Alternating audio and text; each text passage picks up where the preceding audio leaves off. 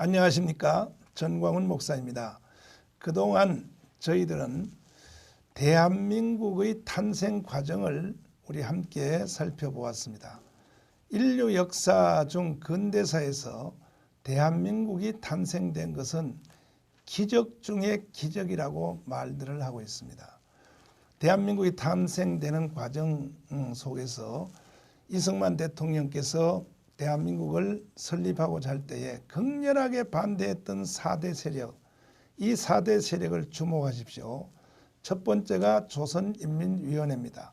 박헌영의 세력이죠. 두 번째는 한민당입니다. 김성수와 송준의 세력이죠.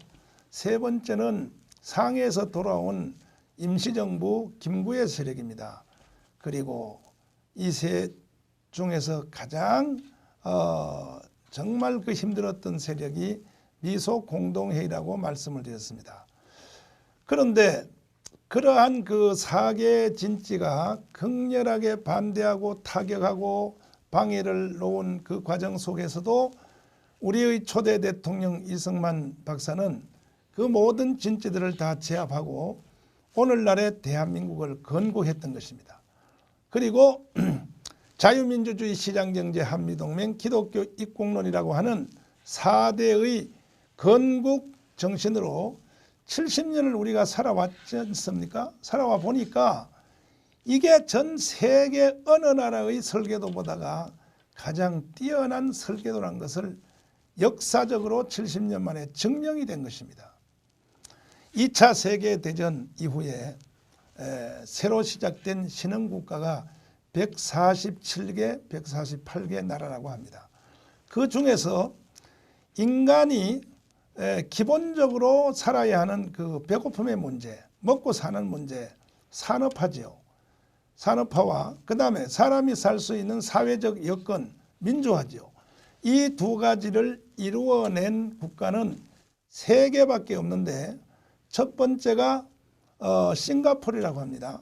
근데 싱가포르는 인구가 500만 정도 되는 도시국가라서 정식 국가로 보기 어렵고, 두 번째가 이제 대만인데 대만 역시 2천만 정도밖에 안 되는 이러한 또 특수 상황에서 중국으로부터 분리해서 나온 나라입니다.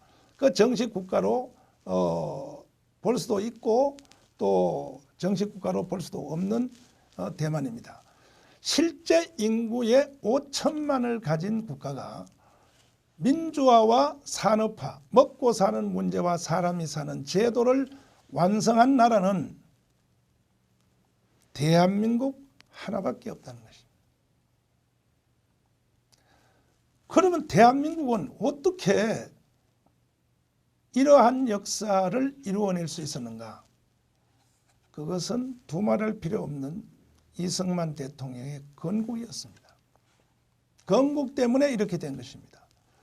과거에 아이비리그 교수들이, 주로 하버드, 예일, 프리스턴 교수들이 국제정치학 내지는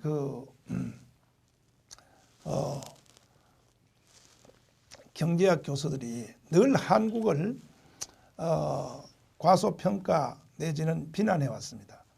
그리고 한국 그 정치에서 이루어지는 독재자들, 이승만, 박정희를 비판해 왔습니다. 그런데 한 10여 년 전부터 그 아이비리그 교수들이 대한민국에 대한 평가가 달라졌습니다. 어떻게 그 대한민국이 이런 기적을 이룰 수 있었는가? 특별히 그 하버드 대학의 교수인 로버트 베로란 교수가 쓴 그 논문에 보면은 대한민국이 어떻게 147개 국가 중에서 2차 세계대전 후에 이러한 기적을 이룰 수 있었는가에 대한 설명에서 첫 번째는 깨끗한 독재자를 만났다 하는 것입니다. 많은 나라들도 독재를 했습니다. 필리핀도 독재했습니다. 아프리카의 많은 나라들도 독재했습니다. 남미에 있는 많은 나라들도 독재를 했습니다. 지금도 지구촌에 독재를 하고 있는 나라들이 많이 있습니다. 그런데 한국은 어떻게 독재를 했는데도 이 대한민국은 세계 10대 나라로 클 수 있었는가? 이것은 이승만과 박정희가 독재를 하되 전 세계 국가의 다른 독재자와 전혀 종류가 다른 독재자였었다는 거죠. 본인들 자신이 깨끗했다는 것입니다. 두 번째는 깨끗한 독재자를 만났고, 그 다음에는 자, 먹고 사는 문제와 민주화의 문제 중에서 순서적으로 어느 것을 먼저 해야 되느냐 하는 순서의 싸움에서 대한민국은 이겼다는 것입니다. 이승만과 박정희 대통령은 오늘날과 같은 아이비리그의 교수들의 논문이 나오기도 전인데 일단은 민주화하는 것보다가 먹고 사는 문제를 먼저 해결하자 하는 순서의 싸움에서 이겼다고 하는 것입니다. 교수들의 논문에 보면 한 국가가 민주화를 하기 위해서는 경제가 7,000불 이상, 7,000불 이상이 되기 전에는 절대로 불가능하다고 하는 것입니다. 더 밑으로 말하면 3,000불. 사람이 사는 사회에서 국가가 3,000불 이상의 경제가 되기 전에는 민주화는 하나의 소설이고 하나의 이상일 뿐이지 실제 현실적으로는 불가능하다고 하는 것입니다. 그래서 경제적 수준이 올라가는 것과 민주주의가 이루어지는 그 시수는 이게 비례로 같이 간다는 것이죠. 이래서 한국은 일단은 산업화, 사람이 기본 생존을 위하여 필요한 민주화의 그 산업화 문제를 먼저 해결하고 그 후에 민주화를 하자 하는 여기에 대한민국은 성공을 했다 하는 것이죠. 그 다음에 이승만 대통령이 대한민국을 세울 때 그 4대 기둥 중에 기독교 입국론이 있습니다. 이승만 대통령이 왜 대한민국의 그 국가 정신으로 기독교 입국론을 세웠는가? 이것이 오늘날 아이비리그 교수들의 논문에 증명이 되고 있습니다. 한 사회가 한국과 같이 민주화와 또 산업, 먹고 사는 문제를 동시에 해결할 수 있으려면 그 사회 국민들의 그 구성 중에 기독교인이 10% 이상이 되어야 된다 하는 것이 이것이 로버트 베로의 주장 중에 하나인 것입니다. 그러면 왜 기독교인들이 한 사회에서 10% 이상이 되어야 한국과 같은 일을 이룰 수 있는가? 그 이유는 기독교인들이 뭐 특별히 윤리의식이 뛰어나서가 아니고 기독교인이 대단한 존재가 아니라 일단은 기독교인들은 일주일에 한 번씩 최고의 고농도의 단백질의 교육을 받습니다. 목회자들이 한국에서 30만 명에 가까이의 목사님들이 일주일에 한 번 이상씩 설교를 합니다. 그 설교의 내용들이 물론 교회의 성경의 종교적 내용들이 대다수지만은 목회자들의 설교를 이렇게 분석해 보면 여기에는 민족 사상, 또 국가, 공동체 이와 같은 개념들이 다 스며져 있기 때문에 목회자들의 설교를 듣게 되면 나라 사랑하는 마음이 일어나게 되어 있습니다. 그리고 공동체를 사랑하는 마음이 일어나게 되어 있습니다. 그래서 기독교인들이 10% 이상이 되어야 한국과 같은 기적을 이룰 수 있다. 일본 사람들이 한국을 두려워하는 세 가지가 있다고 합니다. 첫째는 일본 사람들도 못했던 것을 한국이 이루어낸 것이 있는데 그 첫째는 김영삼 대통령 시절에 실행했던 그 금융실명제라고 합니다. 일본은 아직도 금융실명제를 못하고 있다고 합니다. 김영삼 대통령이 경제학 지식이 뛰어났기 때문에 한 것은 아니죠. 본인은 경제에 대해서 잘 몰라서도 그 밑에 사람들의 말을 잘 듣고 또 본인이 차라리 경제학에 대해서 몰랐기 때문에 무식이 힘이라고 아마 그 칼을 빼서 칠 수 있는 그러한 용기가 있었다고 생각합니다. 사람이 너무 많이 알면 행동하는데 힘이 약해진다고 합니다. 그래서 금융실명제를 단번에 실행을 할 수 있었고 두 번째는 이제 그린벨트라고 합니다. 그린벨트. 박정희 대통령 때부터 시작한 그 그린벨트에 대해서 우리 대한민국이 성공할 수 있었다. 이래서 일본 사람들이 한국을 두려워하는 이유 중에 하나라고 합니다. 또 한 가지가 있는데 이것은 이제 일본의 하네다 비행기장에서 저녁에 이제 셔틀 비행기를 타고 김포공항에 딱 내리게 되면 비행기가 과천 위에 관악산 위를 이렇게 들어올 때 사람들이 이제 처음 오는 사람들은 여기가 한국이냐 이게 서울이냐 하고 비행기 문을 열고 보면 빌딩 높은 곳에 다 빨간 십자가가 달린 거예요. 교회마다 이제 빨간 십자가 여러분 많이 보시지 않습니까? 그 일본 사람들은 충격을 받고 저게 뭐냐고, 저게 기독교의 빨간 십자가다 그러면 그럼 한국은 기독교 나라냐? 기독교 나라는 아닌데 교회가 약 6만 5천 개가 있고 1,200만 기독교인이 있다.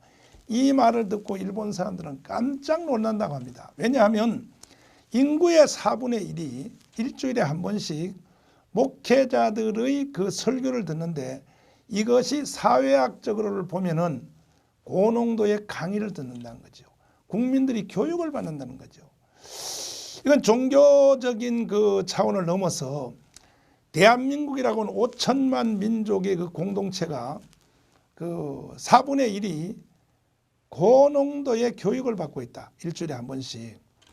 그건 신앙이라고 생각 안 하죠. 그들은 사회교육이라고 보는 겁니다. 사회교육.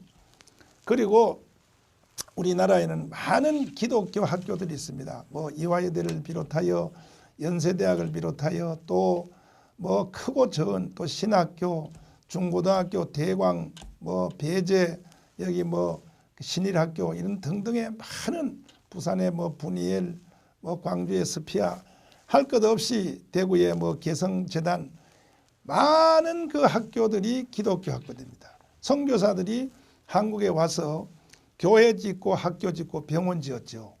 그 결과 이 대한민국은 국민들이 교회를 다니든 안 다니든 채플 시간에 기독교 교육을 받고 있는 것입니다. 이것이 바로 오늘날 대한민국을 10대 대국으로 이루어 놓을 수 있는 정신적 기반이 되었다고 합니다.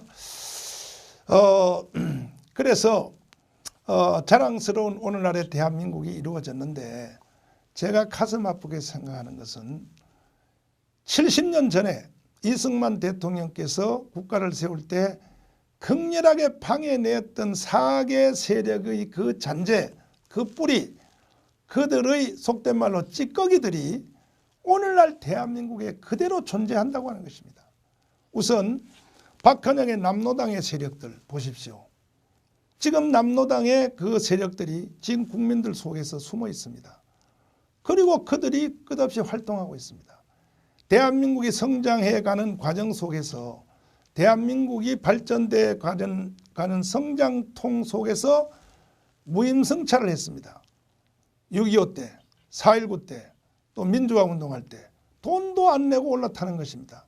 그래서 그때 그들이 대한민국을 폄훼하고 반대하고 대한민국을 탄생하지 못하도록 목숨 걸고 반대했던 그 바로 그들이 오늘날까지도 대한민국에서 그 짓을 하고 있는 세력들이 그대로 존재한다고 하는 것입니다. 교수들도 그렇고 또 책들도 그렇고 언론도 그렇고 그들의 후예로서 그들의 정체성을 주장하는 세력들이 오늘날도 대한민국을 힘들게 하고 있는 것입니다.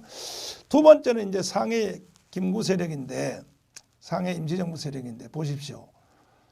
오늘날 김구 선생님하고 이승만 대통령을 비교 평가할 때 국민들의 3%만이 이승만 대통령을 지지하고 나머지는 다 김구를 이승만의 더 위에다 올려놓는 것입니다. 그럼 김구 그 선생님이 이승만보다가 역사적으로 또 실력적으로 여러모로 뛰어나서 그런가? 그렇지 않죠. 무슨 뜻입니까?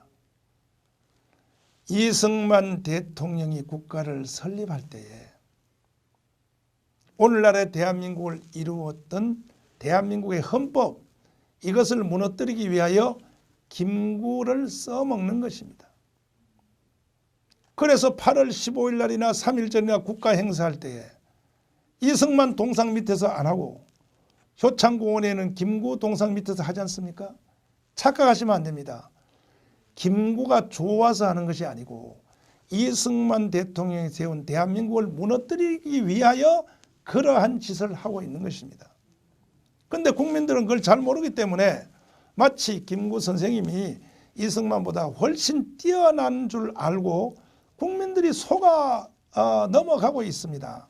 특별히 그 후에 태어난 많은 그 국민들, 또 지금 현재 존재하는 청소년들, 이런 사람들은 김구 그러면 대단한 줄 알고 이승만 그러면 독재자, 살인마 이렇게 생각하고 있거든요. 왜 이런 일이 일어납니까? 바로 그때의 김구 세력들이 이승만 대통령에게 밀려서 대한민국 건국의 주도권을 뺏긴 것에 대한 그 한풀이를 하기 위해서 70년 동안 국민들을 계속 속여왔던 것입니다. 세 번째는 이제 미소공동회의인데, 지금도 미소공동회의의 세력이 지금 대한민국을 힘들게 하고 있습니다.